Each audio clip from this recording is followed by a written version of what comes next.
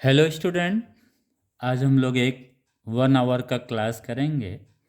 इस 1 घंटे के क्लास में जो हम लोगों का रह गया था रेडिएशंस, जहाँ पे हम लोग पढ़ रहे थे थर्मल रेडिएशंस, उसमें हम लोगों ने 4 लॉज जो था उसमें 3 लॉज हम लोगों ने पढ़ लिया था।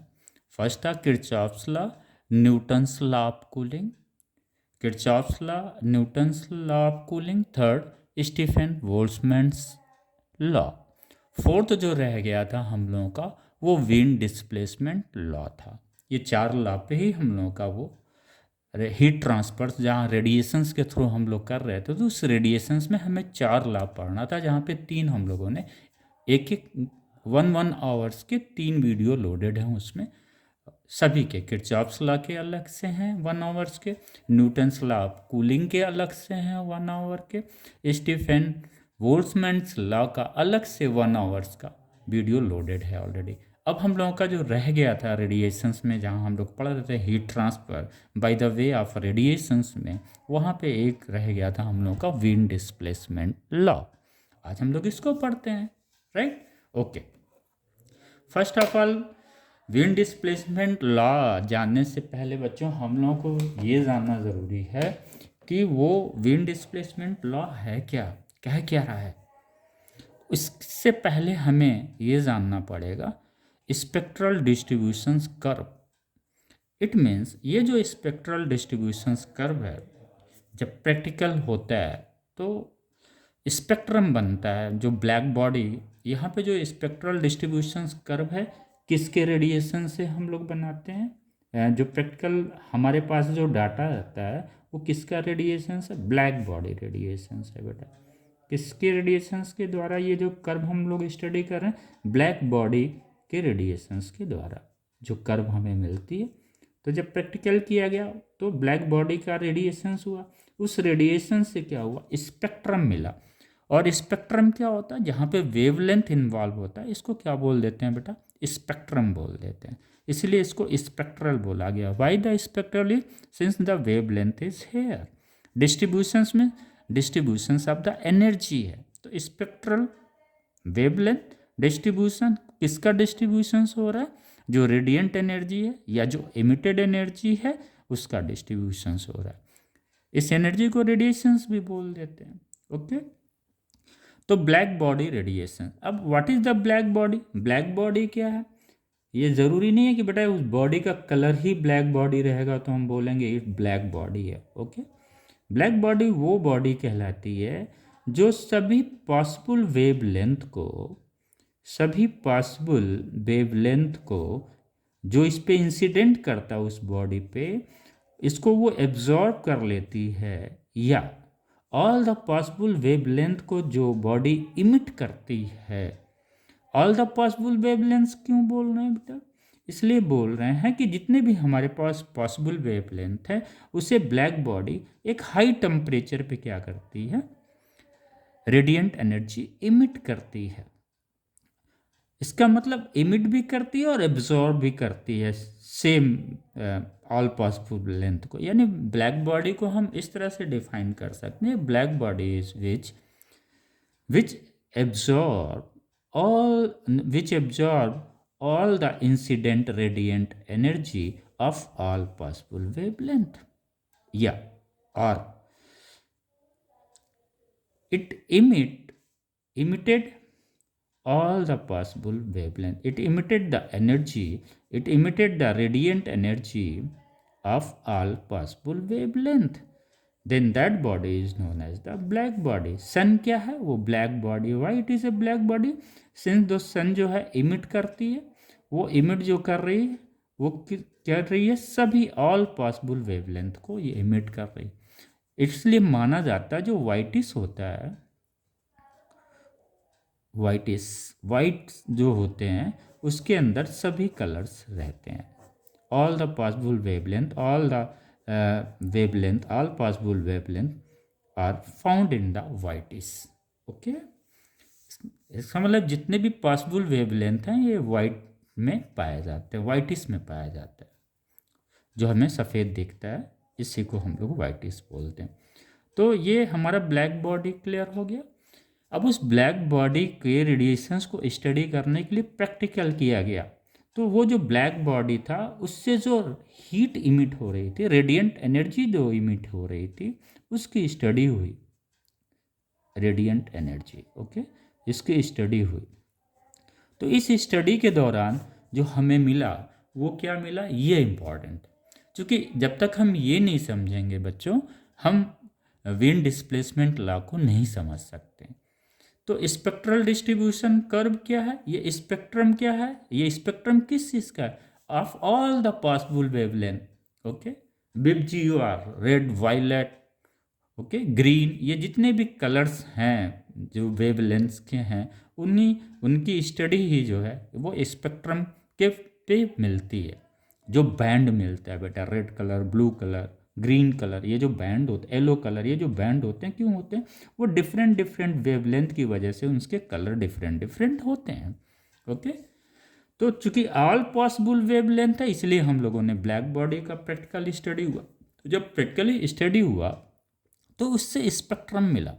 उस स्पेक्ट्रम में ये नज़र आया जो ये radiant energy black body emits कर रही है, क्या कर रही है, वो जो रेडिएंट एनर्जी ब्लैक बॉडी, ये this is a black body, this is not called a black body due to its color of the black, but it is called a black body since it absorb or emit all possible wavelength in the form of radiant energy। तो clear हो गया, black body का मतलब black colour का ही नहीं होता है बेटा बच्चों, ठीक समझ में आया। अब इस ब्लैक बॉडी को जब हीट दिया गया तो ये क्या करता है, रेडिएंट एनर्जी इमिट करती है, और जब ये रेडिएंट एनर्जी इमिट करती है, एज टेम्परेचर राइजेस, ये जो है एनर्जी उसका इमिट करने का क्या होता है, बढ़ जाता है, ओके। टेम्परेचर जैसे जैसे बढ़ेगा रेडिएंट एनर्जी क्या होगी, इंक्रीज करेगी, ओके। तो ये ब्लैक बॉडी क्या हुआ, एनर्जी इमिट की, उस एनर्जी का क्या हुआ, स्पेक्ट्रम स्टडी हुआ, स्पेक्ट्रम पाया गया उस एनर्जी में। वो स्पेक्ट्रम जो है वो सभी कलर्स के वेवलेंथ को उस स्पेक्ट्रम में पाया गया, ओके। और क्या होता है फिर वो देखे कि ये जो एनर्जी इमिट कर रही है ब्लैक बॉडी और जो ये वेवलेंथ है, उनके बीच एक रिलेशंस मिलता है। वेवलेंथ और किसके, रेडिएंट एनर्जी के बीच एक रिलेशंस मिलता है। वो देखा गया इस स्पेक्ट्रम में कि ये जो रेडिएंट एनर्जी है वो वेवलेंथ के अकॉर्डिंग इंक्रीज कर रही है, और किसी एक सर्टन वेवलेंथ पे क्या होता है, वो रेडिएंट एनर्जी किसी टेम्परेचर T पे अगर सपोज है, ये ब्लैक बॉडी का टेम्परेचर क्या है, T है, अगर वो देखा गया कि ये वेवलेंथ, ये सपोज ऐसे समझते हैं बच्चों, ये आपका हम लोगों ने क्या बोला, ये वेवलेंथ है, एक्स एक्सिस पे क्या है, वेवलेंथ है, गुड, और ये क्या है, रेडिएंट एनर्जी है वाई एक्सिस पे, ओके। तो जब ये स्पेक्ट्रम में स्टडी हुआ तो ये देखा गया किसी सर्टन टेम्परेचर T पे ये वेवलेंथ तो इंक्रीज कर रहा है, इंक्रीज करते करते किसी पर्टिकुलर वेवलेंथ पे, ये स्टडी के दौरान, प्रैक्टिकल जो स्टडी हुआ इसके दौरान ये पाया गया, और इसके ग्राफ का शेप भी इसी तरह से पाया गया।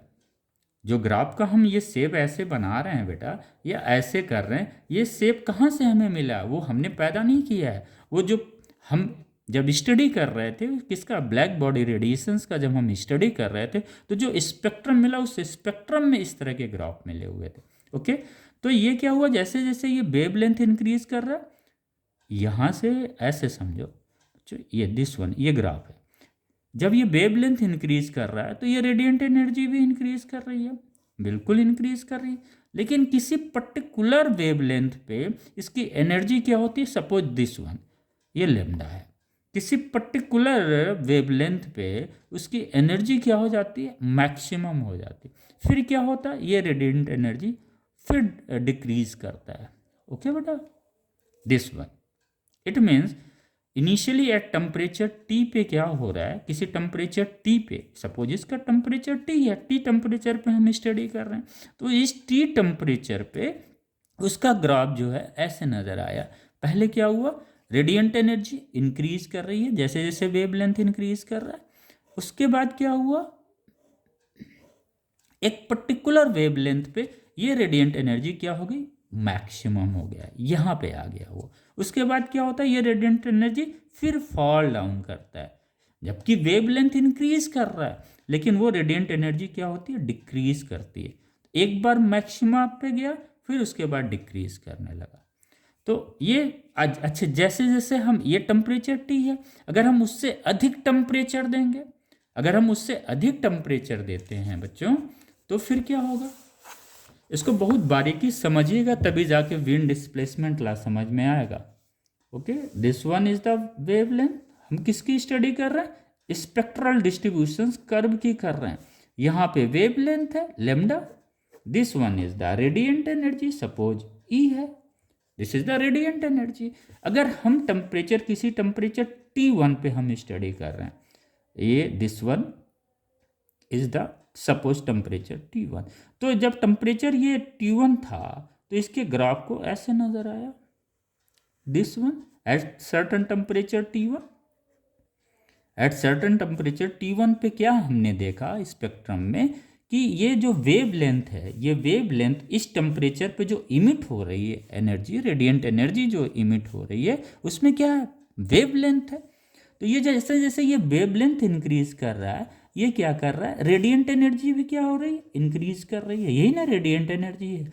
और एक certain, for a certain wavelength, किसी सपोज ये लेमडा 1 है, ये लेमडा 2 है, ये लेमडा 3 है, सम कोई लेमडा है, वेवलेंथ है, जिस पे रेडिएंट एनर्जी मैक्सिमम होती है। तो इनिशियली इंक्रीज कर रही है, फिर मैक्सिमम होने के बाद रेडिएंट एनर्जी फिर क्या हो रहा है, वो डिक्रीज कर रहा है, जबकि वेवलेंथ इंक्रीज कर रहा है। ओके, तो इन फर्स्ट स्टेज में क्या होता है, once the wavelength increases, the radiant energy increases, but for a particular wavelength the radiant energy at for that wavelength become maximum, after that again decreases. Okay, right, clear हो गया। लेकिन वो भी study में देखा गया, अगर हम टेम्परेचर T1 है और कोई टेम्परेचर हम T2 लेते हैं, okay, and T2 is greater than T1, T2 is greater than T1, then क्या होगा, तब ये ग्राफ नज़र नहीं आएगा, फिर ये ग्राफ यहाँ पे जाएगा ऐसे, दिस वन। फिर यहाँ पे देखा गया बेटा, ये एक्सपेरिमेंट से आया हुआ है, ऐसा हम लोगों का कोई लॉ नहीं है बेटा, ये एक्सपेरिमेंटल है, ये आप मत सोचिए कहाँ पे मैं लगाऊं। जब टेम्परेचर T1 से अधिक टेम्परेचर T2 का हुआ, फिर देखा गया कि ये जो लेमडा है, ये क्या है, इस लेमडा पे, ये लेमडा T1 टेम्परेचर पे, इस लेमडा को मैक्स बोल देते हैं, लेमडा मैक्स। क्यों लेमडा में हमेशा कंफ्यूजन होता है कि अरे ये वेवलेंथ मैक्स लिखा हो, इसका मतलब वो मैक्सिमम वेवलेंथ होना चाहिए, नहीं।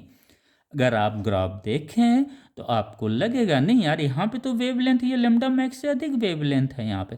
इसको लेमडा मैक्स इसलिए कहा जाता है, this is the wavelength eight which maximum radiant energy emitted by the black body. Clear हो गया, यानी लेमडा मैक्स लिखने का मतलब समझ में आ गया बेटा, क्यों लेमडा मैक्स, क्योंकि दिस पर्टिकुलर वेवलेंथ पे रेडिएंट एनर्जी क्या होती है, मैक्सिमम होती है, इसलिए उसे लेमडा मैक्स लिख दिया जाता है। Just understand, we have denoted it by a lambda max. तो अगर T2 टेम्परेचर T1 से अधिक है, फिर देखा गया ये जो लेमडा मैक्स T1 के लिए था, ये सपोज 1 है, लेमडा मैक्स 1 मान लीजिए।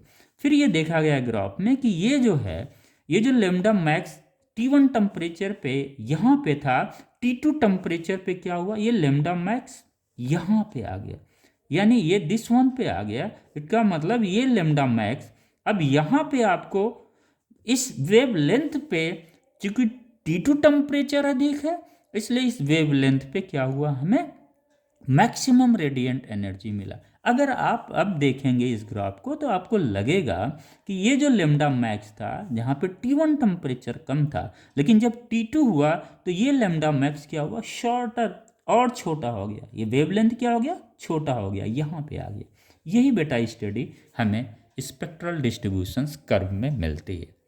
ओके, अगर टेम्परेचर T3 अधिक है, सपोज T3 अधिक है, तो ये ग्राफ ऐसे जाएगा, ये फिर क्या होगा, इसका लेमडा और शॉर्टर हो जाएगा, दिस वन, ये यहाँ पे आएगा।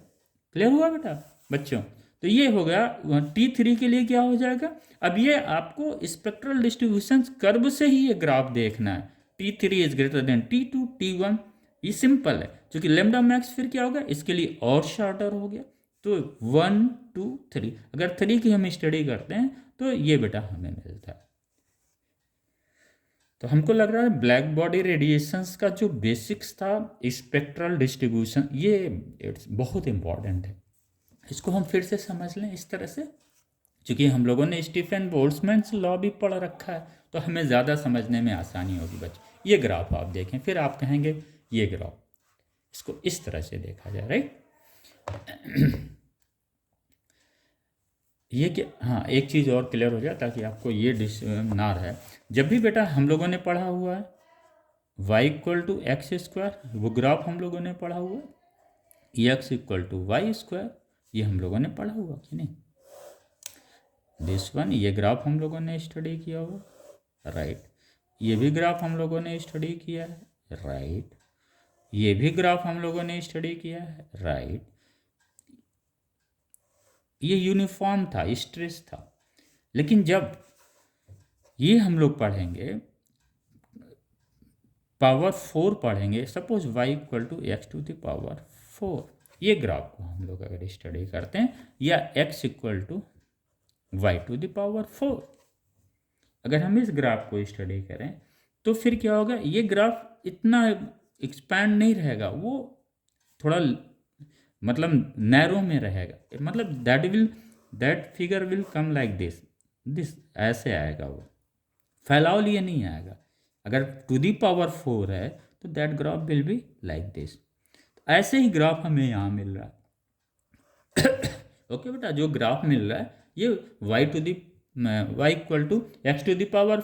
या x=y⁴, ये ग्राफ इसी तरह से आ रहा है, राइट। ओके, आइए इससे कंक्लूजन निकलेगा, भाई हम इस ग्राफ की बात कर रहे हैं, उससे हम लोग कुछ कंक्लूड करेंगे। ओके, स्पेक्ट्रल डिस्ट्रीब्यूशंस कर्व अगर हम देखें, यहाँ पे डिफरेंट टेम्परेचर पे हम स्टडी कर रहे हैं। सपोज ब्लैक बॉडी जो है आगे इस टेम्परेचर पे है, किसी टेम्परेचर पे है, सपोज 1100 केल्विन टेम्परेचर पे पहले ब्लैक बॉडी है रखा गया। उस ब्लैक बॉडी की वजह से जो रेडिएशंस की स्टडी हुई, ये सपोज ये ग्राफ मिला। इस टेम्परेचर की वजह से जो इसका मैक्सिमम जो लेमडा मैक्स था, जहाँ पे मैक्सिमम रेडिएंट एनर्जी हो रही थी, ये यहाँ पे आया, दिस पॉइंट पे आया। ओके, चलिए ये एक स्टडी हो गया ब्लैक बॉडी को किस पे रखने पे, 1100 केल्विन टेम्परेचर पे, राइट। थोड़ा सा टेम्परेचर बढ़ाया, 1250 केल्विन कर दिया, किसका, ब्लैक बॉडी का।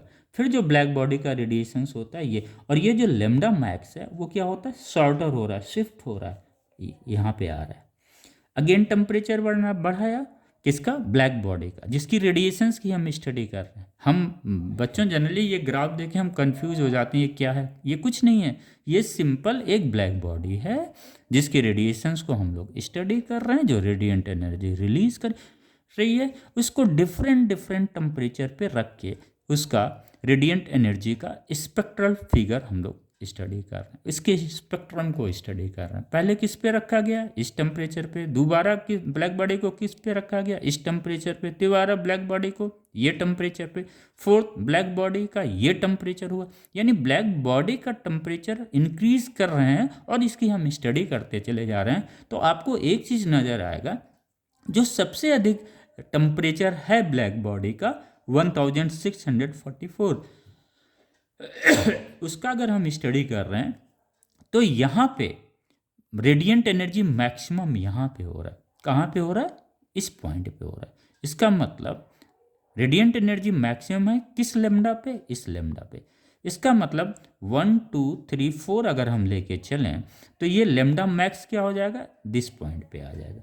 अब आप एक चीज़ देखें, जब ब्लैक बॉडी का टेम्परेचर हम लोग बढ़ा रहे हैं, दिस वन, जैसे जैसे ये टेम्परेचर बढ़ रहा है, आप देख रहे हैं ना कि ये जो वेव लेंथ है, जो लेमडा एम की हम बात कर रहे हैं, जो लेमडा मैक्स की बात कर रहे हैं, जहाँ पे रेडिएंट एनर्जी मैक्सिमम होता है, यहाँ पे मैक्सिमम है, यहाँ पे मैक्सिमम है, यहाँ पे मैक्सिमम है, यहाँ पे वो जो है लेमडा क्या हो रहा है, शिफ्ट कर रहा है किधर की तरफ, टुवर्ड्स द शॉर्टर वेवलेंथ। ये वेवलेंथ अधिक है, ये इससे कम है, ये इससे कम है, ये इससे कम है, यानी this lambda shifted towards the shorter wavelength. Okay. और दूसरी चीज जो स्टडी की गई प्रैक्टिकली, वो स्टडी की गई कि लो अगर टेम्परेचर है तो एरिया अंडर द कर्व भी क्या होगा, कम होगा। अगर टेम्परेचर कम है किसका, ब्लैक बॉडी का, तो इसका रेडिएशंस भी क्या होगा, रेडिएंट एनर्जी भी कम होगी। तो इसका जो कर्व होगा ये बेटा क्या है, ये अंडर दिस ग्राफ जो एरिया आता है अंडर दिस ग्राफ, वही इसकी रेडिएंट एनर्जी हो जाती है। जब टेम्परेचर बढ़ाएंगे तो ये क्या होगा, दिस वन, ये इंक्रीज कर देगा क्या, एरिया अंडर द ग्राफ। अगर ये टेम्परेचर 1450 है तो फिर क्या होगा, एरिया अंडर दिस क्या हो जाएगा ये। तो आप देख रहे होंगे एरिया जैसे जैसे टेम्परेचर बढ़ा रहे हैं एरिया भी क्या हो रहे, इंक्रीज कर रहे हैं। इसका मतलब रेडिएंट एनर्जी बढ़ रहा है, रेडिएंट एनर्जी इंक्रीज कर रही है। Okay, as the temperature increases the radiant energy increases. अगर ये एरिया ऑफ द कर्व देखा गया और फाइंड आउट किया गया तो ये जो कर्व है ये जो है डायरेक्टली प्रोपोर्शनल टू T⁴ है, किसका, absolute temperature of the black body. अगर एब्सोल्यूट टेम्परेचर ब्लैक बॉडी का अगर T है तो एरिया अंडर द जो कर्व आ रहा है वो है directly proportional to T⁴ this one. ये एरिया ब्लैक बॉडी का नहीं है बच्चों, ये एरिया ब्लैक बॉडी का नहीं है, कंफ्यूज मत होइएगा। ये एरिया उस कर्व का है जो रेडिएंट एनर्जी और वेवलेंथ के बीच में जो ग्राफ बन रहा है उसके एरिया अंडर दिस कर्व है। ओके, ये एरिया है और ये जब मेजर किया गया तो ये इसका जो आ रहा है value, this is T⁴ where T is the absolute temperature of the black body and A is the area under the curve. ये एरिया ब्लैक बॉडी का नहीं है, बिल्कुल कंफ्यूजन नहीं होना चाहिए। इससे क्या पता चला कि ये जो है, ये जो स्टडी हुआ, स्पेक्ट्रल स्टडी जो हुई, स्पेक्ट्रम की स्टडी हुई, उससे ये ज़रूर पता चला कि ये स्टीफन बोल्ट्जमैन लॉ को सेटिस्फाइड करता है। इसका मतलब area under the curve is sigma T⁴। Okay, right. तो क्लियर हो गया बेटा, this area is the area under the curve, it is not the area of the black body. Okay, this one हो गया, राइट। अगर हम ये कहें कि ब्लैक बॉडी एनर्जी क्या इमिट कर रही है, तो हम लोगों ने पढ़ा था heat radiated per unit time per unit area per unit surface area of the body is known as the radiant energy. तो रेडिएंट एनर्जी कहाँ कितना हो गया, अगर सपोज बेटा ब्लैक बॉडी का सरफेस एरिया, ये this one is the surface area of the black body, suppose it is A', then the radiant energy emitted by this क्या होगा, Q, सपोज Q एनर्जी उसने रेडिएट किया, Q upon A'T, where A' is the area of the black body, area surface area of the black body. Okay, and this A is the area under the curve. Clear हो गया।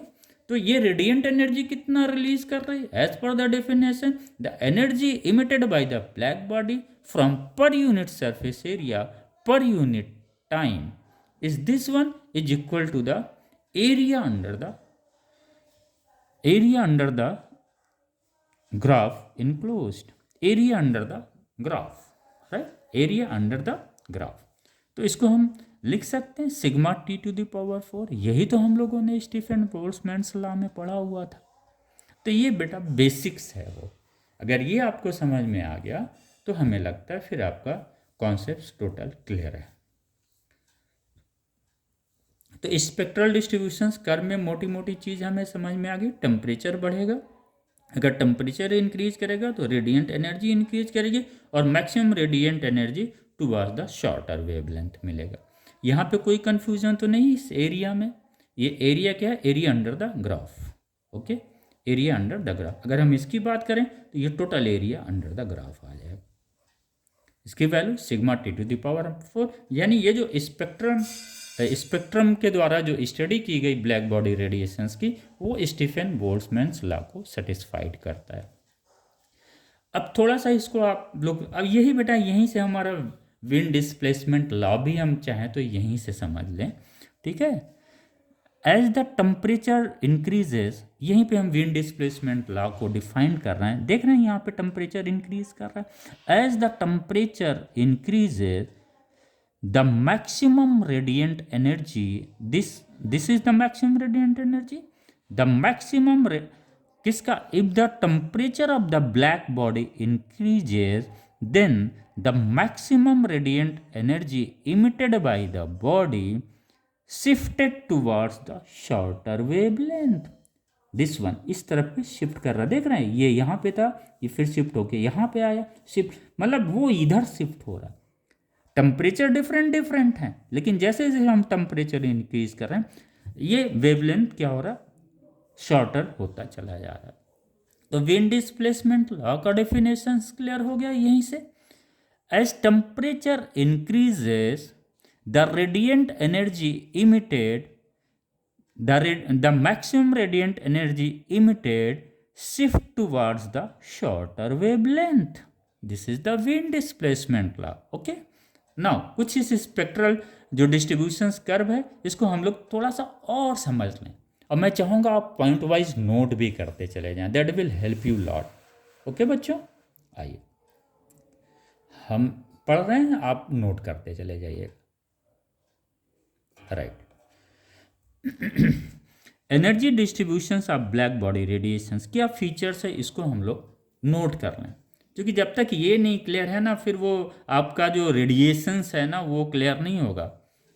Okay हम लोग जो heat transfer पढ़ रहे थे through the radiations, ये spectrum का नॉलेज होना ज़रूरी है हम लोगों का। ओके हीट ट्रांसफर ही ना पढ़ा जा रहा है, ब्लैक बॉडी से हीट क्या हो रहा है, ट्रांसफर हो रहा है। राइट।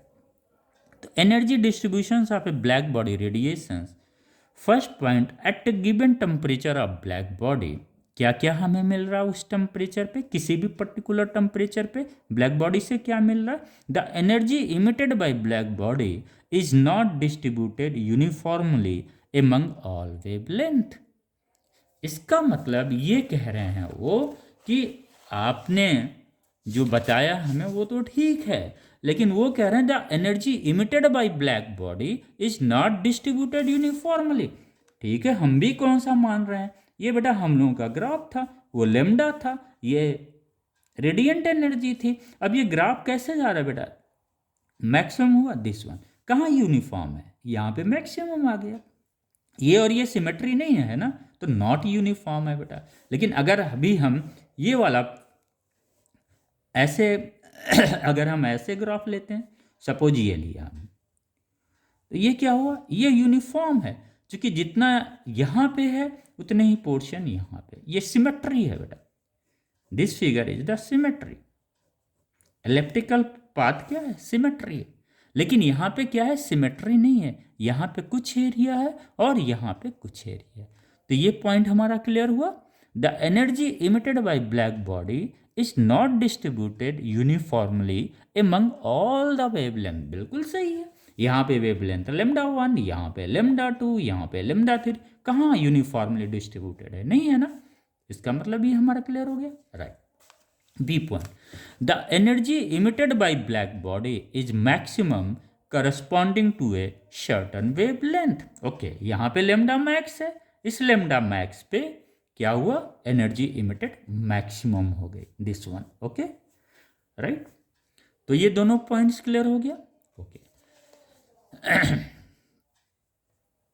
आइए सेकंड पॉइंट पे हम लोग देखते हैं, when the rise in temperature of the black body. यहाँ पे तो ये किसी पर्टिकुलर टेम्परेचर पे हम लोगों ने स्टडी किया था। अब ये कह रहे हैं दूसरा पॉइंट पे, अगर हम ब्लैक बॉडी का टेम्परेचर इंक्रीज करते हैं फिर क्या होता है। With the rise in temperature of black body क्या क्या होता है, the total energy emitted by black body increases rapidly for any given wavelength. Very good. यहाँ पे टेम्परेचर टी था, इसके टेम्परेचर को अगर हमने बढ़ाया बेटा तो ये क्या हो, ये ग्राफ हमें मिला, लेमडा मैक्स शॉर्टर होगा उससे, इससे कम होगा, यहाँ पे कहीं आएगा। तो ये कह रहे हैं अगर टेम्परेचर हम इंक्रीज करते हैं तो रेडिएंट एनर्जी इंक्रीज करता है, बिल्कुल इंक्रीज कर रहा है, तभी तो लैम्डा मैक्स यहाँ पे आया है। ये रेडिएंट एनर्जी लो टेम्परेचर पे ये आया था मैक्सिमम, लेकिन जब टेम्परेचर हमने इंक्रीज किया तो रेडिएंट एनर्जी मैक्सिमम कहाँ पे आया। तो ये रेडिएंट एनर्जी हाई टेम्परेचर पे क्या होता है, रेडिएंट एनर्जी इंक्रीज करते हैं। वंस टेम्परेचर इंक्रीज है रेडिएंट एनर्जी इंक्रीज। क्लियर हो गया, बिल्कुल। The total energy emitted by black body increases rapidly for any given wavelength। बिल्कुल कर रहा है वो। The wavelength corresponding to which energy emitted is maximum is shifted towards shorter wavelength। वो हम लोगों ने स्टडी कर ही लिया था। ये यहाँ पे क्या कर रहा है, शॉर्टर वेवलेंथ की तरफ ही शिफ्ट कर रहा है जब टेम्परेचर बढ़ रहा है। दिस वन हो गया। ये आया एक T1 ग्राफ आया। Suppose this one is the lambda max 1। यहाँ पे आया टेम्परेचर इंक्रीज किया T2, यहाँ पे आया लेमडा M2 आ गया, ये सपोज मैक्सिमम टेम्परेचर। ये आया T3, यानी हम जैसे जैसे टेम्परेचर इंक्रीज कर रहे हैं मुझे क्या चीज़ मिल रही है, एरिया अंडर द कर्व भी इंक्रीज कर रहा है, और जो रेडिएंट एनर्जी मैक्सिमम होना चाहिए वो भी क्या कर रहा है, इंक्रीज कर रहा है। यहाँ के लिए रेडिएंट एनर्जी मैक्सिमम क्या था, जब टेम्परेचर T1 था। यहाँ पे जब टेम्परेचर T2 बढ़ा तो यहाँ पे आ गया। जब टेम्परेचर T3 हुआ, ये T1 T2 एंड ये T3, जब ये टेम्परेचर बढ़ा तो रेडिएंट एनर्जी मैक्सिमम कहाँ पे मिला, हमें ये मिला। दो चीज़ यहाँ पे, जैसे जैसे हम टेम्परेचर बढ़ा रहे हैं रेडिएंट एनर्जी इंक्रीज कर रही है। इसका मतलब अगर यहाँ पे आया कि टेम्परेचर्स का क्या है, तो ये हो गया T3 is greater then T2 is greater than T1। ये क्वेश्चंस आते हैं बेटा आपको, राइट। तो जब ये क्वेश्चन है तो आपका दिमाग कहीं नहीं जाना चाहिए, आपको सिर्फ ये देखना है, इस ग्राफ को देखना। इस ग्राफ में भी आपको एक चीज़ देखना है, एरिया अंडर द कर्व देख लेना है। जिसका एरिया अंडर द कर्व छोटा होगा वो टेम्परेचर कम होगा, जिसका एरिया अंडर द कर्व बड़ा होगा उसका टेम्परेचर अधिक होगा। अब देखिए T3 का क्या है, एरिया अंडर द कर्व क्या है, अधिक है, तो ये T3 टेम्परेचर क्या होगा, अधिक होगा। T2 का एरिया अंडर द कर्व क्या है, इससे कम है। तो आपको ऐसे क्वेश्चंस को सॉल्व करने के लिए सिर्फ आपको एरिया अंडर द कर्व देखना है, और वो लेमडा और रेडिएंट एनर्जी के बीच का कर्व है। हमको लग रहा है बच्चों इससे थोड़ा सा कॉन्सेप्ट क्लियर हो गया, वेरी गुड। आइए एक चीज़ जो अभी हम लोगों ने इंपॉर्टेंट यहाँ पे पढ़ा हुआ था वो भी आप नोट कर लीजिएगा, स्टीफन बोल्ट्जमैन्स लॉ से क्लियर हो जाएगा ना। वो जिस एरिया की हम लोग बात कर रहे थे ना, यही एरिया बच्चों हम लोगों का है, जो एरिया हम लोग बात कर रहे हैं। सपोज दिस, ये पॉइंट है, ये कोई टेम्परेचर T है, उसका एरिया अंडर द कर्व ये है, दिस वन, ओके। इसके बारे में इन्होंने बताया है। थर्ड पॉइंट इसको क्या बोल रहे हैं, ये जो एरिया अंडर द कर्व है ये क्या है, ये किसको शो करता है, रेडिएंट एनर्जी को शो करता है। एरिया अंडर द कर्व जो आता है हमें इससे क्या मिलता है, रेडिएंट एनर्जी कितनी इमिट हुई, okay. The area enclose by the each curve, क्या लिखा, द एरिया इनक्लोज, ये तो हो गया। अच्छा बी पॉइंट इसका रहेगा, the wavelength corresponding to which energy emitted is maximum is shifted toward shorter wavelength. यही हमारा क्या है बेटा, विंड डिस्प्लेसमेंट लॉ है। यही लॉ हमारा क्या है, विंड डिस्प्लेसमेंट लॉ है। यानी lambda max is inversely proportional to the absolute temperature of the black body, okay, very good. आइए third point, the area enclose by the each curve with lambda axis, wavelength is at X axis, increases with rise in temperature of the black body. यही तो हम लोग पढ़ रहे थे, black body के temperature बढ़ने से एरिया अंडर द कर्व क्या होता है, इंक्रीज कर रहा है। यही हम लोगों ने स्टडी किया, यही इन्होंने बोला हुआ है। मैं एक बार पढ़ दे रहा हूँ। And it is found that area enclose by a curve is directly proportional to the fourth power of the corresponding absolute temperature. ये तो हमने स्टीफन बोल्ट्जमैन्स लॉ इस स्पेक्ट्रम के द्वारा हम लोगों ने प्रूव कर लिया। और जो स्टीफन बोल्ट्जमैन्स लॉ था, जब स्पेक्ट्रम फॉर्म करके स्टडी हुआ ब्लैक बॉडी का, तो यही रिलेशन आ रहा है। As the area enclose under the curve represent the total energy emitted by black body from per unit surface area per unit time. It means E radiant energy is directly proportional to the absolute to the fourth power of the absolute temperature of the black body. तो ये तीनों points clear हो गए, very good. तो ये छोटी चीज़ें हैं, जब आप इसको स्टडी करेंगे बच्चों ना, फिर आपको मज़ा आएगा पढ़ने में कि वास्तव में है क्या।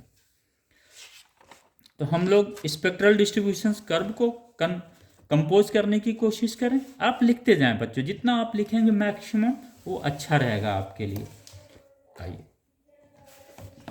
दिस से हम लोग पढ़ते हैं, दिस वन इज ये राइट। अब हम लोग स्पेक्ट्रल डिस्ट्रीब्यूशंस जो कर्व है इसके बारे में थोड़ा और हम लोग स्टडी करें। पॉइंट वाइज लिखते चले जाइएगा, उससे क्वेश्चंस निकलते हैं, जब क्वेश्चन अच्छे क्वेश्चन निकल जाते हैं बच्चों। चलिए इसको हम लोग दो पार्ट में पढ़ते हैं, एक तो स्पेक्ट्रल डिस्ट्रीब्यूशन कर्व का करेक्टर भी पढ़ेंगे और भी पढ़ते हैं। मैक्सिमम चीज़ें हम लोगों ने यहाँ पे समझ लिया है, इस कर्व के माध्यम से हम लोगों ने मैक्सिमम चीज़ें समझ लिया। आइए, this is the wavelength, this is the radiant energy. First point heading डाल लीजिए, spectral distributions of black body radiations. First, second, third, fourth, 6 point में हम लोग इसको स्टडी करेंगे। 6 पॉइंट आप लिख लीजिएगा। Spectral distributions of radiant energy emitted by a black body. Black body emits radiations of all possible wavelength. Okay? Emits. Clear हो गया, सभी पॉसिबल वेवलेंथ को इमिट्स करता है black body. Energy distributions occur among all different wavelength of radiation. वो energy distribute कर ही रहा था, वो हम लोगों ने देखा। ये एनर्जी है, ये हर वेवलेंथ, यहाँ पे कोई वेवलेंथ है डिस्ट्रीब्यूटेड है हर वेवलेंथ के कॉरस्पॉन्डिंग में। दूसरा पॉइंट क्लियर हो गया। तीसरा, the graph plotted between energy and wavelength is so called spectral distributions curve. Now ये क्वेश्चंस अब आपके दिमाग में आएगा, क्लियर हो गया। If somebody will ask what is spectral distributions curve, और स्पेक्ट्रल डिस्ट्रीब्यूशंस कर्व है क्या? It is the relation between the energy and the wavelength. अगर वेवलेंथ और एनर्जी का ग्राफ है तो इसी ग्राफ को हम लोग क्या बोलते हैं? Spectral distributions curve. Fourth point, the curve whose general shape for all temperatures is the same given below. इसका एक जनरल शेप होता है जिसकी हम लोग बात कर रहे थे बेटा, ये शेप, वो इसका एक शेप है, उसी शेप में वो आपको नजर आएगा। तो हमारा फोर्थ पॉइंट क्लियर हो गया। फिफ्थ पॉइंट हम लोगों ने ऑलरेडी लिखा हुआ, फिर से हम लोग समझ लेते हैं। Area under the curve of the black body radiations equal to the area under the curve at a given temperature. Area under the curve of a black body radiation represent the total radiant energy. Clear हो गया? ये क्या होता है? ये जो area under the curve है, ये टोटल रेडिएंट एनर्जी कितना इमिट किया है ब्लैक बॉडी इस एब्सोल्यूट टेम्परेचर T पे, इसको वो दर्शाता है। क्लियर? फिर से मैं 5वां पॉइंट रिपीट कर दूं। Area under the curve of black body radiations represent the total radiant energy emitted by black body and equal to the area under the curve at given temperature. अगर आपको ये area दिया रहे और पूछे कितना radiant energy at absolute temperature T पे emit हुआ है, इस एरिया की वैल्यू ही तो इसकी एनर्जी हो जाएगी। इसका मतलब area under the curve clear हो गया, ये हम लोगों ने पढ़ ही लिया था। This E is equal to sigma T to the power 3. This is the total radiant energy emitted by the black body at absolute temperature T, which is like this, which is equal to the area under the curve. A equal to sigma T to the power 4. यहाँ पे हम लोग A भी लिख सकते हैं। अब बेटा ये एरिया एकदम बिल्कुल क्लियर होना चाहिए। This area is the area under the curve, right? Okay, 6 point हम लोग देख लें।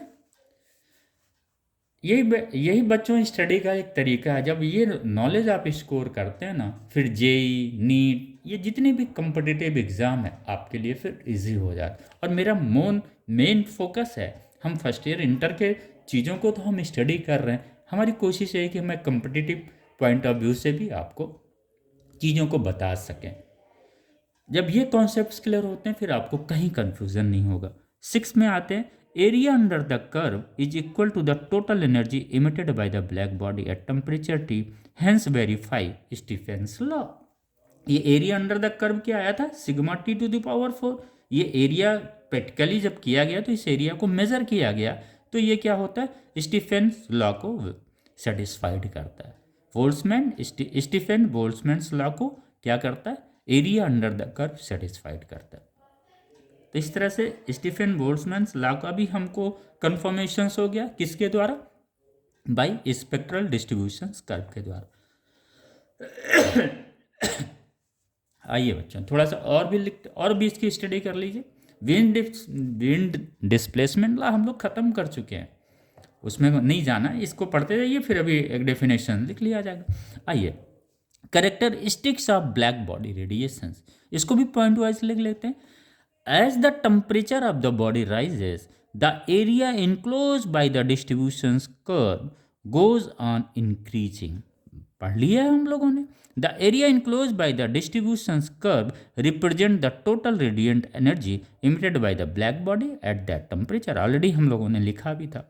When the areas enclosed by different curves are measured, they are found to be proportional to the fourth power of the corresponding absolute temperature. इस temperature को बेटा that is absolute लिख लेते हैं हम लोग, that is absolute temperature. Okay, right. Second point, eight a given temperature T with increase in wavelength, वो wavelength increase कर रहा था ना, ये this one is the wavelength, ये यहाँ पे लेमडा 1 लेमडा 2, तो वेवलेंथ क्या कर रहा है, इंक्रीज कर रहा है, इसी के बारे में बात कर रहा है।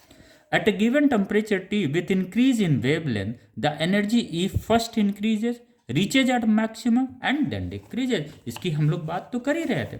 यहाँ पे क्या होगा, ये फर्स्ट इंक्रीज करेगा, then reach at the maximum and then decreases, इसी चीज को इन्होंने यहाँ पे बोला। First increases, reaches at maximum and then decreases at a given temperature T.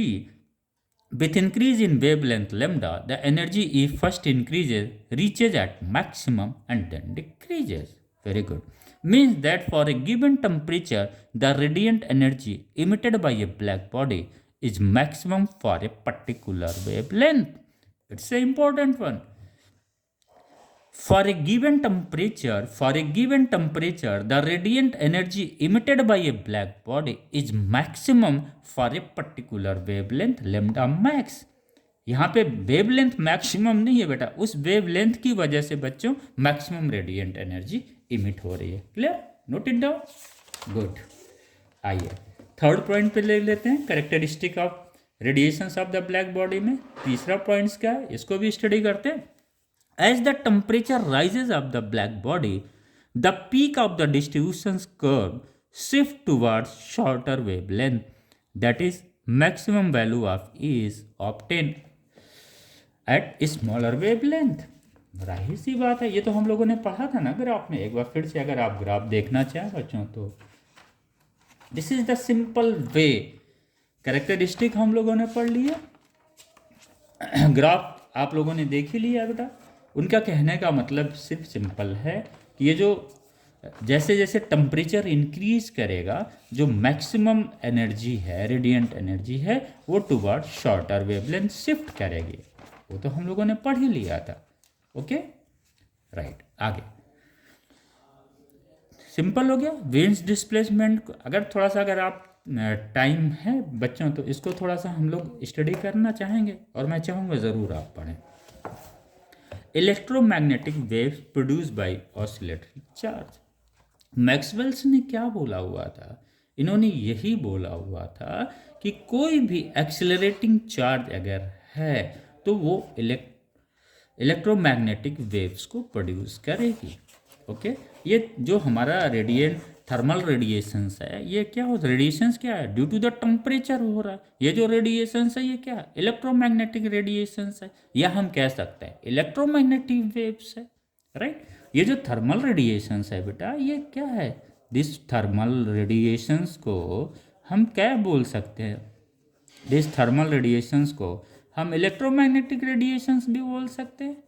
Okay, electromagnetic radiations, और इसी को इलेक्ट्रोमैग्नेटिक वेव्स बोल सकते हैं। लेकिन वो इलेक्ट्रोमैग्नेटिक वेव्स समझने के लिए थोड़ा सा हम लोग अपना दिमाग लगाते हैं। दिमाग कुछ नहीं लगाना, जो साइंटिस्टों ने बता दिया उसको हमको बस समझना है। बोला कि अगर कोई सपोज बेटा ये कोई चार्ज क्यू है, सपोज कोई चार्ज क्यू है, तो ये क्या करेगा, अगर ये चार्ज स्टैटिक है, मोशन में नहीं है, तो ये क्या करेगा, this charge will produce what, electric field. Clear हो गया। लेकिन यही चार्ज अगर मूव करता है, दिस चार्ज अगर मोशंस में है, एक्सेलरेट कर रहा है, तो अगर वो चार्ज अगर मोशंस में है तो क्या करेगा, अगर ये चार्ज करंट क्या है, rate of flow of D Q D T, यही ना है, current is what, rate of flow of charge is known as the current. तो rate of flow of charge तो करंट होगा, लेकिन ये जो यहाँ पे जो करंट है बेटा, वो करंट क्या होगा, एक स्टैटिक करंट मिलेगा। लेकिन अगर यही चार्ज एक्सिलरेट करेगा तो ये करंट क्या करेगा, फ्लक्चुएट करेगा, करंट कांस्टेंट नहीं हो, करंट भी चेंज हो। इट मीन्स अगर चार्ज एक्सेलरेटिंग चार्ज है तो ये क्या करेगा, accelerating charge produce the current, जो करंट चेंज हो रहा है, और due to the change in the current ये क्या करेगा, एक मैग्नेटिक फील्ड इंड्यूस करेगा। ये जो करंट है, due to the accelerating charge current क्या हो रहा है, चेंज हो रहा है। और जब करंट चार्ज एक्सेलरेट कर रहा है, यूनिफॉर्म मोशंस में नहीं मूव कर रहा है, तो करंट भी क्या करेगा, वेरी करेगा। और ये जो करंट में जब चेंजेस होता है, चेंज इन करंट क्या प्रोड्यूस करता है बेटा, मैग्नेटिक फील्ड। एक चीज हमेशा ध्यान रखिएगा, change in current produce what, magnetic field, right.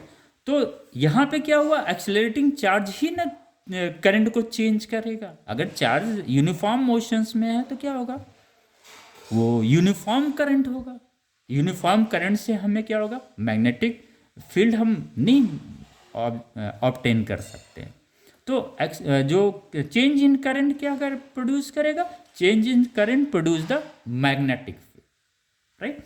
इसीलिए क्या होता है, जब भी एक्सेलरेटिंग चार्ज, क्यों मैक्सवेल ने बोला accelerating charge produce the electromagnetic waves, कैसे आपको पता है, ये चार्ज क्या कर रहा है, इलेक्ट्रिक फील्ड प्रोड्यूस कर रहा है, राइट। अगर ये चार्ज एक्सेलरेट करेगा तो क्या करेगा, करंट प्रोड्यूस करेगा, चेंज इन करंट, करंट में चेंजेस होती रहेगी, और दिस करंट क्या करेगा, मैग्नेटिक फील्ड प्रोड्यूस करेगा। यानी एक चार्ज एक्सेलरेट कर रहा है, यूनिफॉर्म नहीं बेटा, फिर मैं बता रहा हूँ, एक्सेलरेटिंग चार्ज, इस एक्सेलरेटिंग चार्ज की वजह से करंट प्रोड्यूस हो रहा है, और ये करंट क्या कर रहा है, मैग्नेटिक फील्ड प्रोड्यूस कर रहा है। इसका मतलब ये जो हम लोग बोलते हैं ना बच्चों, इलेक्ट्रोमैग्नेटिक वेव्स, इलेक्ट्रोमैग्नेटिक वेव्स, ये हम लोग बोलते हैं। अब इसको अगर हम देखें, इलेक्ट्रोमैग्नेटिक वेव्स और इसी को रेडिएशंस भी बोलते हैं। इलेक्ट्रो मीन्स इलेक्ट्रिक फील्ड, किसकी वजह से, चार्ज की वजह से। Magnetic field due to the accelerating of the charges, current produce, this current induce the magnetic field, this current produce the magnetic field. It means ये इलेक्ट्रिक और magnetic field दोनों मिल गए, और इस तरह से फिर आगे वो प्रोग्रेसिव मोशंस में आते हैं, राइट। तो इसी को हम लोग क्या बोल देते हैं बेटा, इलेक्ट्रोमैग्नेटिक वेव्स, राइट। ये इसका प्रोपागेशंस का डायरेक्शंस है। ये तीनों जिस डायरेक्शंस में वो इलेक्ट्रोमैग्नेटिक वेव्स मूव करता है, उसका समझिए, वो डायरेक्शंस इन ये तीनों क्या होते हैं, एक दूसरे पे परपेंडिकुलर होते हैं। यानी चार्ज की वजह से जो इलेक्ट्रिक फील्ड है और ये जो मैग्नेटिक फील्ड हम प्रोड्यूस करते हैं, जो एक्सेलरेटिंग चार्ज की वजह से होता है, ये तीनों क्या होते हैं, एक दूसरे पे परपेंडिकुलर होते हैं। It mean electric field, magnetic field and the direction of its propagations of electromagnetic wave, all three are perpendicular to one another, right. तो ये क्लियर होगा। थोड़ा सा इलेक्ट्रोमैग्नेटिक वेव्स के बारे में भी लिख लें, ज़्यादा अच्छा रहेगा, लिख लीजिए। Electromagnetic waves produce by oscillating charge. अगर चार्ज ऑसिलेट कर रहा है बच्चे, ये देखिए, अगर चार्ज ऑसिलेट करेगा, अगर चार्ज ऑसिलेट कर रहा है इस तरह से तो क्या हो रहा है, एक्सेलरेट कर रहा है वो, राइट। तो electromagnetic waves produce by oscillating charge, ये बहुत इंपॉर्टेंट है, चूंकि अभी आगे जब आप वेव पढ़ेंगे बच्चों ना, तो ये आपको अच्छा नॉलेज देगा। Electromagnetic waves produced by oscillating charge. When a charge is moving, it produces electric current. Very good. When charge oscillates, it produces oscillating electric field. मान लिया हमने, अगर स्ट्रेट लाइन में है तो फिर वो इलेक्ट्रिक करंट प्रोड्यूस कर रहा है, लेकिन अगर वो चार्ज ऑसिलेट कर रहा है तो ये क्या करेगा, ऑसिलेटिंग इलेक्ट्रिक फील्ड करेगा, right, this one. Again we know change in current induce a magnetic field. अभी हम लोग बात कर रहे थे ना, जब एक्सेलरेटिंग चार्ज होगा तो वो जो करंट प्रोड्यूस करेगा वो चेंज होता रहेगा due to the acceleration of the charges, not the uniform motions of the charge never produce the magnetic field. Clear it? Only accelerating charge. Static charge or charge which is moving uniformly will not produce magnetic field. Only accelerating charge is responsible to induce the to produce the current, change in current. Okay, accelerating charge produce the change in current, uniform motions of the charge produce the current, static मतलब uniform current देता है। लेकिन जब हम charge accelerating charge move करते हैं उससे क्या होता है, करंट में चेंजेस आता है, और जब करंट में चेंजेस आएगा तो change in current always produce the magnetic field. वो हम लोगों ने पढ़ा हुआ है, आप लिख डालें बच्चों। ये कंपटीशन देखिए यहीं से आप लिंक करते हैं न्यूमेरिकल्स, और कहीं से नहीं आता है। Third point, again we know change in current induces a magnetic field. Fourth point, therefore oscillating electric field produces an oscillating magnetic field. It's an important one. Oscillating electric field produces an oscillating magnetic field. Very good. Fifth point, these two oscillating electric field and oscillating magnetic field regenerate each other. वो एक दूसरे को फिर produce करते चले, regenerate करते हैं, इस तरह से प्रोपागेट करता है कौन सा, electromagnetic wave.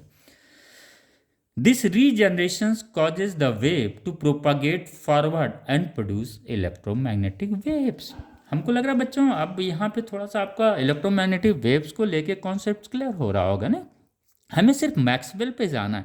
Accelerating charge produce the electric magnetic field. Okay, accelerating charge produce the electromagnetic waves. क्यों प्रोड्यूस करता है, जब चार्ज एक्सेलरेट करेगा तो ये चेंज इन करंट होगा, और जब चेंज इन करंट होगा, whenever there is a change in current it produce the magnetic field. Okay, this regeneration समझ में आ गया। सातवां पॉइंट, ये बेटा इलेक्ट्रोमैग्नेटिक वेव्स के लिए आपके पास कंप्लीट स्टडी है। सातवां, the directions of the electric field, magnetic field and propagations of electromagnetic wave all mutually perpendicular to each other, जिसकी हम लोग बात कर रहे थे।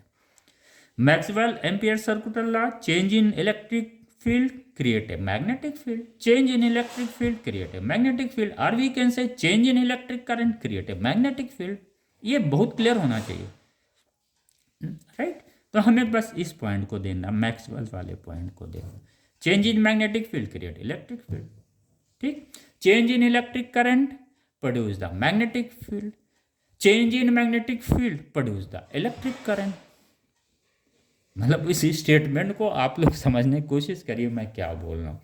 Change in electric field produce the magnetic field, right, according to the Maxwell. According to the Faraday's क्या बोल रहे हैं, change in magnetic field produce the electric current. Faraday's बोलते हैं कि चेंज इन मैग्नेटिक फील्ड क्या करेगा, इलेक्ट्रिक फील्ड को प्रोड्यूस करेगा। मैक्सवेल ने क्या बताया, change in electric field create a magnetic field. ये बेटा दोनों मिलके ही आपको इलेक्ट्रोमैग्नेटिक वेव्स कैसे प्रोड्यूस होता है, ये 7 पॉइंट बच्चों आप ज़रूर पढ़ लीजिएगा, तो हमको नहीं लगता कि आपको कहीं पे कन्फ्यूजन्स होगा। ओके, विंड डिस्प्लेसमेंट लॉ हम लोग कंक्लूड कर लें, आप डिफाइन कर सकते हैं। विंड डिस्प्लेसमेंट लॉ है दिस वन। ये 1896 में win establish the relation between the temperature of the black body and wavelength. ये इन्होंने एक रिलेशन डेवलप किया जिसकी हम लोगों ने स्पेक्ट्रम में स्टडी किया हुआ। अगर इसको लिखना हो तो आप ऐसे लिख सकते हैं, as the temperature of black body rises, as the temperature of black body, this is the absolute temperature, note it. Okay, as the temperature of black body rises the maximum energy emitted shift towards the shorter wavelength. Clear हो गया, shorter wavelength पे इस अगर कोई black body का temperature T है तो उसकी मैक्सिमम रेडिएंट एनर्जी किस वेवलेंथ पे मैक्सिमम रेडिएंट एनर्जी इमिट करेगा, ये रिलेशंस किसने दिया, विंड डिस्प्लेसमेंट लॉ ने दिया। स्टीफन ने क्या दिया, relation between the radiant energy and the absolute temperature of the body. Win ने क्या दिया, relation between the wavelength and the temperature of the black body. Simple, clear हो गया। यानी जब हम ये क्वेश्चंस लगाते हैं तो हमारा दोनों समरी में आएगा। मैक्सिमम आप न्यूमेरिकल उठा के देखेंगे बच्चों तो आप देखेंगे स्टीफन बोल्ट्जमैन्स लॉ और ये विंड डिस्प्लेसमेंट लॉ दोनों कंबाइन होता है। Okay, right. तो क्लियर हो गया। ये टेम्परेचर टी क्या है बेटा, ब्लैक बॉडी का ही टेम्परेचर है जिस पे आप लोग स्टडी करते हैं ना। ये E radiant energy equal to Stefan का क्या रहा है, sigma T to the power 4। ये टी यही है किसका, absolute temperature of the black body. लिख दो, लिख लीजिए आप, absolute temperature of the black body. तो इन दोनों रिलेशंस को आप मिला के क्वेश्चंस आता है, और जब आप इसको पुट करेंगे, सपोज आपसे टेम्परेचर दिया और लेमडा पूछ लिया, तो आप क्या करेंगे, अगर रेडिएंट एनर्जी की वैल्यू दी है तो आप यहाँ पे रख के लेमडा की वैल्यू निकाल देंगे। यहाँ पे टी टू द पावर 4 की जगह क्या लिख देंगे, कोई कांस्टेंट अगर बी है तो क्या लिख देंगे, बी अपन लेमडा होल पावर 4 लिख देंगे, राइट। एब्सोल्यूट टेम्परेचर, ओके बच्चों, किसका है वो, ब्लैक बॉडी का है। क्लियर हो गया वो। तो विंड डिस्प्लेसमेंट लॉ हम लोगों का इतना ही था। कुछ पॉइंट है, नोट कर लीजिए चाहे तो आप। As temperature increases, maximum radiant energy shift towards the shorter wavelength. Right, इसका सबसे इजी डेफिनेशन यहाँ से आप लिख डालें, as the temperature of black body rises the maximum energy emitted shift towards the shorter wavelength. Okay, right. This law based on the spectral distributions curve. Okay, this Wien's displacement law क्या हम लोगों ने discuss किया था, ये spectral distribution. जब तक आप स्पेक्ट्रल डिस्ट्रीब्यूशंस कर्व नहीं समझेंगे इसको हम नहीं समझ पाएंगे। इसलिए जब इस पे न्यूमेरिकल आता है तो आप लोग कंफ्यूज हो जाते, करें कि ना करें, जबकि सबसे इजी न्यूमेरिकल कंपटीशन में यहीं से निकल के आ जाता है आपका। अगर आपके पास स्पेक्ट्रल डिस्ट्रीब्यूशंस कर्व में कमांड है, जो अभी हम लोगों ने पढ़ा, कमांड का मतलब जो अभी हम लोगों ने पढ़ा वही हमको जानना है, right. At ordinary temperature, only long wavelength radiation is emitted, obviously. But as the temperature of the body raised, radiations of shorter and shorter wavelength is also emitted in increasing quantity. बिल्कुल जाहिर सी बात है, जब radiant energy temperature अधिक होगा तो जो maximum radiant energy होगी वो किस तरफ शिफ्ट होगी, शॉर्टर वेव की तरफ। जैसे कभी आप आयरन लीजिए, लोहा ले लीजिए, बहुत अधिक हीट आप करते हैं तो इसमें क्या होता है, पहले आप देखेंगे लोहा गर्म है, वो आपको रेड कलर नज़र आएगा, राइट। फिर आपको डार्क रेड नज़र आएगा, देन फिर येलो नज़र आएगा। ये विप GUR से ही चल रहा है, अल्टीमेटली वाइट वो नज़र आने लगता है लोहा। As temperature increases, radiant energy increases. From Abbott's experiment temperature sun का फाइंड आउट किया गया था, स्पेक्ट्रम सन की जो रेज थी, रेडिएशंस था, उससे स्पेक्ट्रम फाइंड किया गया और ये देखा गया कि जो सूर्य की जो हमारी रेज हैं, रेडिएशंस हैं, उसका जो लेमडा मैक्स मिला स्पेक्ट्रम में, ये इतना मिला 4753 एंगस्ट्रॉम मिला। कहाँ, स्पेक्ट्रम में। ये इस वेवलेंथ पे मैक्सिमम रेडिएंट एनर्जी फाइंड की गई, किसकी, सूर्य की, सन की। तो इसी बेसिस पे विंड डिस्प्लेसमेंट लॉ के बेसिस पे ही बेटा उसका टेम्परेचर सन का कितना आया, 6100 केल्विन, राइट। तो this is all about the wind displacement law. उसका जो की पॉइंट था हम लोगों ने फिर बताया, अगर कोई पूछे wind displacement law is based on, it is based on the spectral distributions curve. तो that is all about the wind displacement law. और हम लोगों ने बच्चों अब ये चारों लॉ जो हमारा हीट ट्रांसफर जो हम लोग रेडिएशंस में पढ़ रहे थे, ऑल 4 लॉ, हमको उम्मीद है कि आपके कॉन्सेप्ट्स क्लियर हो गए और आप बड़े कॉन्फिडेंस से अब आप चीज़ों को इस पोर्शंस, इस चैप्टर के पोर्शंस के न्यूमेरिकल्स को लगाएं। अभी हम लोग भी न्यूमेरिकल्स लगाएंगे, ओके बेटा। तो ये हम लोगों का इतना पोर्शंस क्लियर हो गया। अब नेक्स्ट जो हम लोगों का चैप्टर आएगा वो थर्मल एक्सपांसन हम लोग पढ़ेंगे, ओके, थर्मल एक्सपांसन। इसके बाद ये जो हीट हमारा है वो टोटल ख़त्म हो जाएगा। तो this is all about that. Conclude हम लोग कर लें बेटा। आज हम लोगों ने क्या सीखा, इलेक्ट्रोमैग्नेटिक वेव कैसे प्रोड्यूस होता है। नंबर 1, ब्लैक बॉडी के रेडिएशंस को हम लोगों ने डिफरेंट डिफरेंट टेम्परेचर्स पे रेडिएंट एनर्जी किस तरह से इमिट करती है। ग्राफ भी बनाया हमने। ग्राफ किसके बीच बनाया, जब भी स्पेक्ट्रल कर्व की बात आती है वो कर्व किसके किसके बीच होगा, कर्व जो ग्राफ बनेगा वो किस एक्स एक्सिस पे क्या होगा, आपका वेव लेंथ होगा, और वाई एक्सिस पे क्या हम लोगों ने शो किया था, radiant energy emitted by the black body. तो विंड डिस्प्लेसमेंट ला क्वेश्चंस यहाँ पे बहुत अच्छे अच्छे नीट और जेई में भी क्वेश्चंस आपको मिले हैं। कॉन्सेप्ट यही है, उससे बाहर कुछ नहीं आने वाला है। ओके बच्चों, उम्मीद कर रहा हूँ कि आप लोग अच्छे से अपनी स्टडी कर रहे होंगे। और इस तरह से अभी हम लोग सिर्फ हीट के ही पूरा टोटल हम लोगों ने ट्रांसफर्स ऑफ द हीट पढ़ लिया, right. Kinetic theory of gases हम लोगों ने पढ़ लिया। अब लास्ट हीट का जो हम लोगों का बचा है थर्मल एक्सपांशन। उसके बाद जो हम लोगों के क्लास होंगे थर्मल एक्सपांशन के ही होंगे। और मैं उम्मीद कर रहा हूँ बच्चों आप लोग पूरी एनर्जी से पढ़िए और कोशिश करिए अपने बुक से मैक्सिमम पढ़ने के लिए। और शॉर्ट वीडियो बहुत अधिक है, अगर आप देखेंगे तो एक एक टॉपिक का, अभी ये जो हम लोग पढ़ रहे हैं ना, उस टॉपिक के कम से कम 40 शॉर्ट वीडियो होंगे। अगर उस शॉर्ट वीडियो को भी आप देखेंगे तो आपको न्यूमेरिकल्स करने की एक कॉन्फिडेंस बढ़ेगा। और आपका कॉन्फिडेंस वैसे भी हाई है, कुछ करना थोड़ी ना, फिजिक्स कुछ नहीं है, फिजिक्स कहता है मुझे पढ़ो आप। ओके बच्चों, थैंक यू बच्चों।